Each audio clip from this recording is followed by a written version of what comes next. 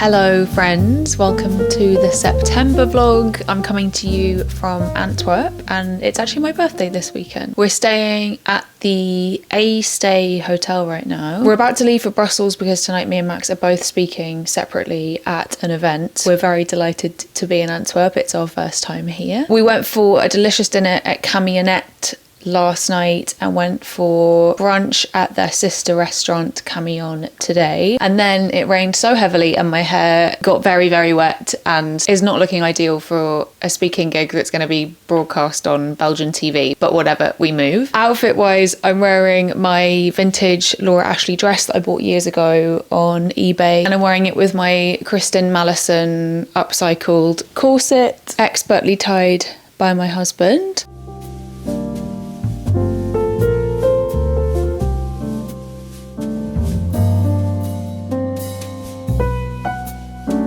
Ik hoop dat jullie dat ook doen. Hier is Max Lamalla.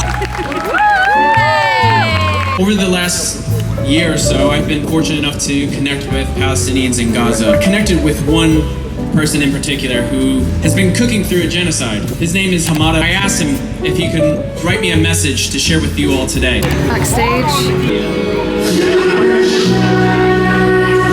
It takes a big fashion CEO just 4 days to earn what one of his garment workers in Bangladesh earns in her entire lifetime. It's my birthday today. It's Sunday the 21st of September and last night was absolutely amazing. We went to the Show Up for Humanity event by Worried Citizens at the most incredible location, met some awesome musicians and artists and performers. Apparently there were 10,000 people there, so definitely the biggest crowd I've ever spoken to. Such a privilege to have that stage, to be able to say what I wanted to. This morning we're going to go get coffee and pastries at a cafe called Cafe Funk, which we've heard great things about. We have also found a Palestine event that's happening this afternoon that someone recommended last night, so we're going to go to that, and I will of course take you along with me.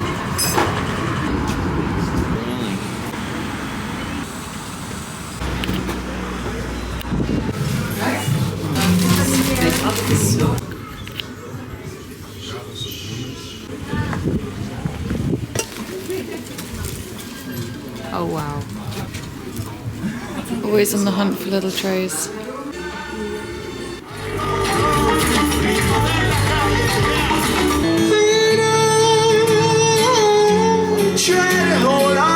Hello pals, it's now Monday. It's a gorgeous day today. Yesterday I had such a lovely birthday. Funk Cafe for pastries is a must visit. I would say it's up there with St. John or St. Jean, I think it is, or Margot's in Amsterdam. Super great, really worth visiting. In the afternoon we went to a Palestine solidarity music event, which was really lovely. Had a really kind of cozy community vibe, but a great turnout. Dinner last night was kind of magical. It was this incredible restaurant called which is 100% plant-based, and it turns out that the chef actually worked with Max back when he was working in restaurants in New York, and the food was honestly so delicious. Show Up for Humanity very kindly gave all the speakers and musicians flowers on Saturday, and Max has just expertly arranged this bouquet, which I love so much. I wrote an article on my Substack to honour and celebrate my birthday. It is titled How to Resist the Consumerist Pits of Hell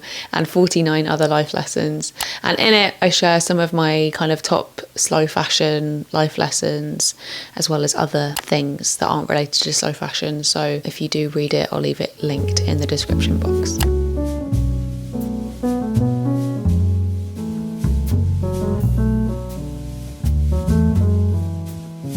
We've got a very exciting taste test right now because Phil Curry has sent us not one but 2 new flavours of his incredible chocolate that we tried in the last vlog. This is the one to celebrate his new book, and this green one is pistachio cream and mousse encased in a matcha almond white chocolate.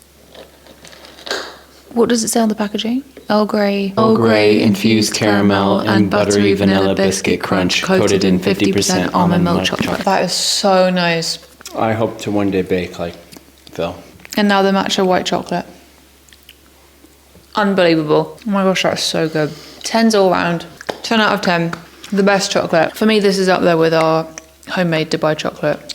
Goodbye chocolate. Hello friends. I have not been so great at filming since Max's family arrived from the US. I get a little bit shy to, start yapping into my vlog camera. This month has gone so quickly. I am really, really grateful for it because I've managed to really celebrate my birthday, and it feels really strange to celebrate when there's so much horrendous stuff going on in the world. But I do feel like it's really important to celebrate birthdays and every day because life is so precious. Yeah, I just feel really grateful that I've been able to, do lots of amazing work this month and also celebrate myself. Yesterday, Max organised a little birthday breakfast for me with friends and family. He made my favourite pancakes, which I always call birthday pancakes because they taste like cake to me, and he put some candles in there. And then I went for a really nice walk with my friends, Lil and Katie, and just had a really lovely day. I cannot believe how quickly this year is going. It's kind of making me feel a little bit terrified, if I'm honest, just because I don't know where time is going, but I do know where time is going. Time is going on tech, and I'm really not happy about that. So I'm trying to really envision the next few months and how I want them to go, because when it gets to the deepest, darkest winter, that is just not my productive time.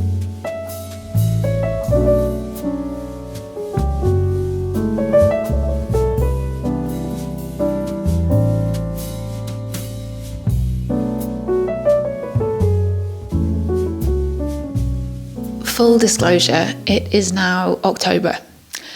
I would love to pretend it was still September, but it is not. I started September in Oslo because I was invited to speak at a slow fashion and sewing festival called Fabrikster, which was taking place in Hamar, which is actually where the, 1994 Winter Olympics were held. I spoke about the textile sector in Gaza, which is obviously now completely obliterated, but was never thriving due to the occupation. And I also spoke about garment workers and, of course, the Speak Volumes campaign, because that relaunched in September. It's been really wonderful to see some brands willingly disclose their annual production numbers. Mulberry signed on this summer, which was a welcome surprise to all of us, and they included the Speak Volumes campaign in their impact report. Lucy and Yak included the campaign in their impact report. Armed Angels did. Finisterre have also been such a fantastic supporter of the campaign. And over the next few months, we want every brand who is focused on transparency to share their numbers. I am personally dedicated to pushing Marks and Spencer to sign on. I will not rest until they have signed, because they are the number one British brand found to be polluting the local beaches. I have found their tags personally on the beaches. Adidas and Nike are our kind of joint leaders, quote unquote leaders, because obviously no one really wants to be leading pollution charts, but those are the top brands. But really interestingly, in Fashion Revolution's latest What Fuels Fashion report, 91% of the world's biggest billion-dollar multinational corporations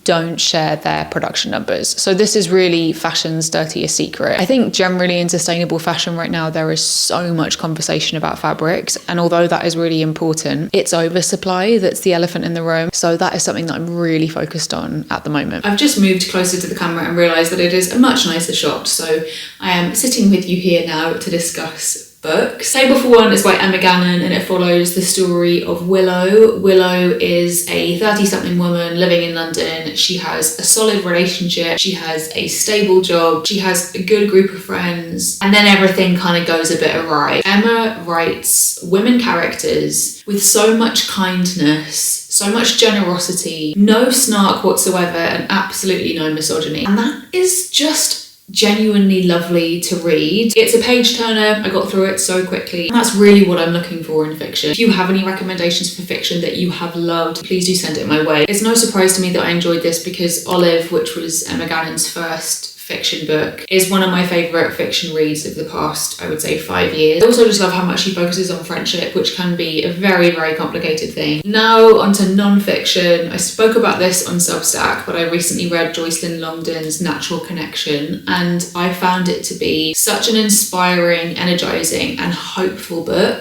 If you are someone who is finding yourself saying, I just feel so hopeless, I don't know what to do, I would really recommend reading this book. Joycelyn writes in a beautiful, lyrical way, but her work is also highly well researched, and she focuses on the grassroots organising of Black and Indigenous-led marginalised communities and what they can teach us about a climate just future. She uses successful examples of organising to help us feel energised in any of the organising that we do. And she also explains so brilliantly how a lot of us are saying at the moment, you know, it feels like the end of the world. The end of the world has been ever present for so many marginalised communities. I was also recently listening to Ta-Nehisi Coates, whose book, The Message, is easily one of my favourite non-fiction reads from the past year. I was listening to him talk on the Ezra Klein podcast. He says my enslaved ancestors were fighting for a better world,